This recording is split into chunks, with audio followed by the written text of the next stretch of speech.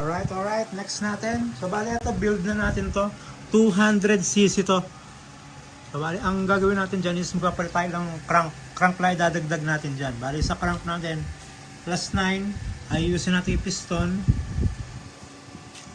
Then, yung cam na nakakabit dito, papalitan na rin natin.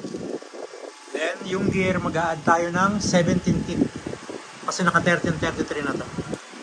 Yan, so, bali, kakalasin na lang natin to. Lilinisin yung shell. Then, salpak agad yung crank. Sa +9, wala naman tinataba sa loob ng crank. Ilalaglag nyo na lang. So ayan, ito yung ating crank galing kay Moto-X Racing. Tapos timing chain, 6mm na gasket. Then ito yung crank, +9 yan. So bali, halasin na natin to. Then buuin na rin natin kagad. Ayan, hugulin na yung head.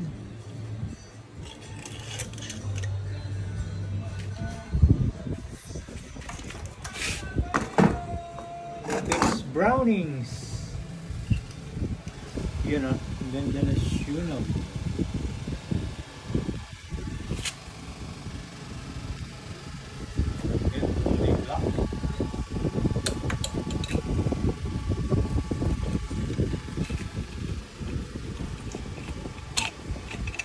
Yun o. Parang hindi ginamis. Walang kagalos-galos.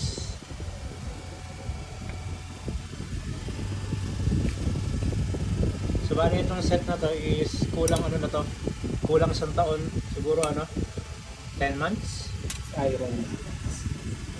Medyo matagal na itong set na to. So bali hindi natin papalitan yung headed block niyan, crank lang talaga. Tapos tatabasan natin yung piston na yan.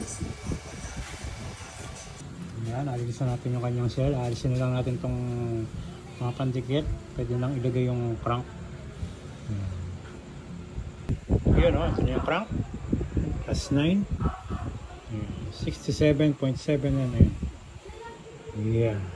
So, ready to install na? Try, kabit na natin. May diretso natin para smooth ang pasok.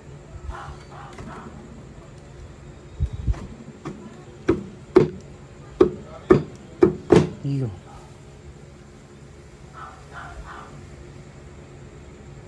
Then, pupunduhan natin ng langs to, saka itong connecting rod itong sa pin nya kasi may butas yan, daanan ng langis yan. Then sasara na rin natin ito na kabilang seal nya, okay na rin yan, ready na, may pandikit na. So next natin dyan, tatabasin natin yung piston.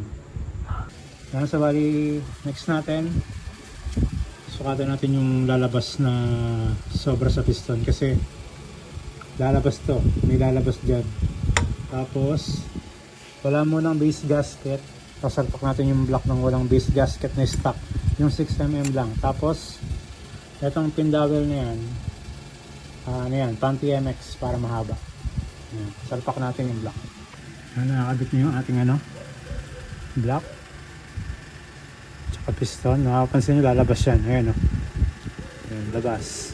Bali, ang diskarte ko dyan, kunin lang natin yung pinakamataas, tapos guhitan natin ng cutter.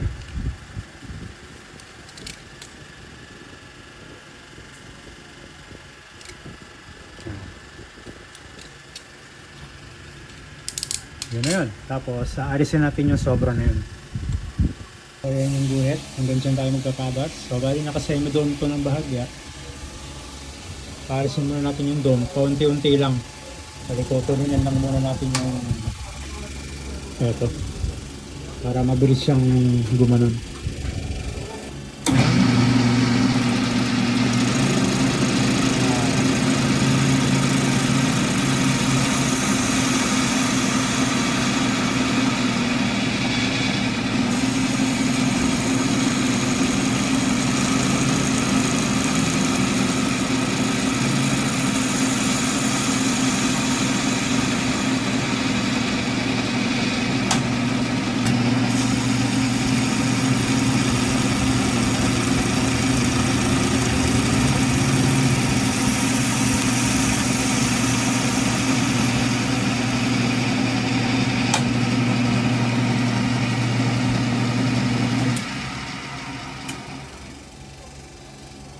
Yan Upload lang natin. Tapos i-dish pa natin yan kasi medyo maliit yung chamber ng 2023 na GBT. Kasi may target tayo dyan na 12.5 lang. 12 to 12.5 ang static compression ratio. Yun, no? Dish type tayo. Dish type. So, next natin, packeters. Ayun, ito na. Testingin natin kung ganong kalalim yung piston. Kung tama na ba yung deck height. So, bali may dalawang stock-based gasket na to. Plus 6mm. Yun, no? Exactly. Susukatan na lang natin ng caliper yan kung ilang mm yan. Next natin, lilinisin natin yung block. Tapos lalagyan natin ng ring. And then yung head, lilinisin. Tapos ibuburet natin. So okay na. So tinanggal na natin yung grasa sa ring. Kasi pagka mag-buburet kayo, kailangan may grasa yung ring. Kasi ang ginawa ko, sinarado ko muna yung makina, naka-top dead center. Then sa spark plug natin nilagyan ng sa spark plug natin pinatulo yung buret. So ang swept volume natin is 20.5, tapos meron tayong 232cc na swept volume. Okay na mag-compute kung ilan ang static compression ratio nito. Yan, so bali nagdagdag lang ako ng isa pang gasket. So bali 3 gasket na stock ang nakalagay dyan. Alright. Pwede nang isara to. Then kakabit na natin yung mga anik-anik dyan.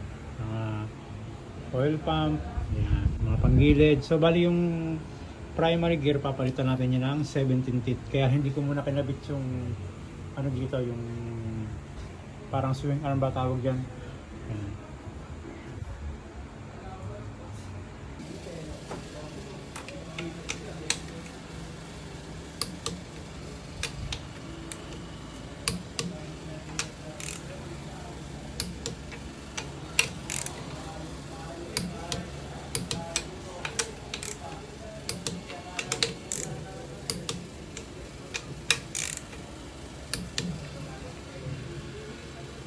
So yun, nakikabit na natin sa kanyang chassis. Ayan na, kanyang kahintang, mga kalagnot, talaybot. Ayan.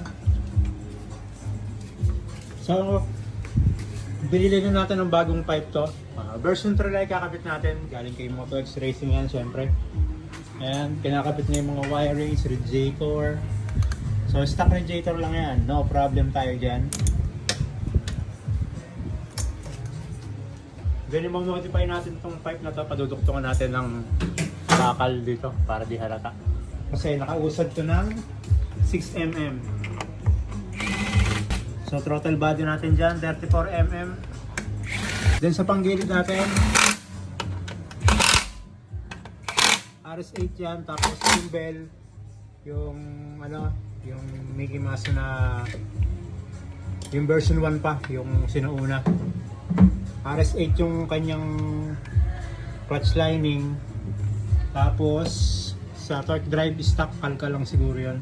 Then sa gear natin 17 teeth, 1333 secondary. Sa injector natin na ikakabit dyan, 4S1M, tapos 260cc. Tip ko lang sa mga magkakarga ng malalaki, pagka 200 above yung mga set nyo, taasan nyo na yung injector. Basta naka ECU ha. Mas maganda medyo taasan nyo ng konti. So next dito, papaandar na lang to, then bleed. Tapos padututungan yung pipe, then tono na rin ng ECU. Sa ECU yung gamit natin dyan, RC Mini X.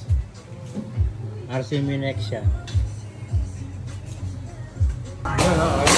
Ready to start? So nilagyan ko muna ng tali yan kasi dadalhin to sa welding shop para hindi umaalog-alog.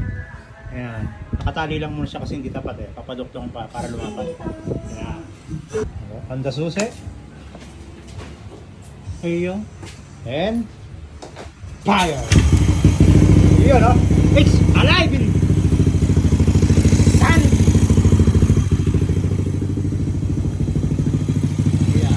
So mga iba, nakakarinig kayo ng ingay ng mga ginawa ko tulad ng Aerox na puti. Kaya ito may ingay doon, kung may tama. So, for bleeding na. Pagka-bleed na ito, dadalhin sa welding shop. Pero, right?